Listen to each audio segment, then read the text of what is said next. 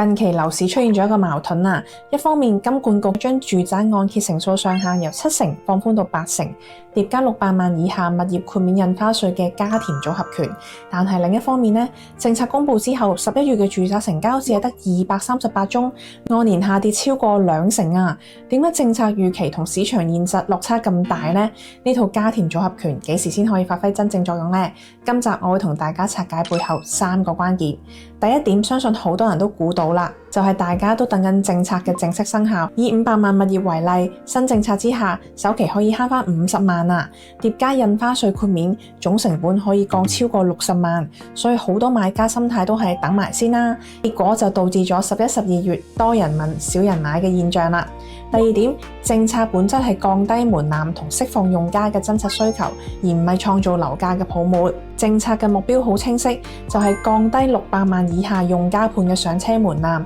釋放以往壓抑嘅住屋需求，為市場建立一個健康嘅支撐。業界預計出年年頭，政策會最先喺一啲價格合理同有質素嘅單位度發揮作用，所以呢類型物業有望喺出年嘅市場帶嚟一波樓市嘅小陽春。第三點，雖然政策喺短期之內有正面嘅作用，但樓市長遠復甦都係要靠經濟收入同人口結構嚟支撐，因為所有購買力嘅根源都係市民嘅收入信心同社會嘅人口增長。如果呢兩樣嘢都冇改善，政策效果就好似冇地基嘅樓，難以長久。所以長遠嚟講，提振樓市更需要政府喺創造就業、穩定收入預期同應對少子化方面落功夫，打好個底，市場先至會有持久嘅活力。最後就係總結同建議啦。短期嚟講，市場仲等緊政策嘅正式落地，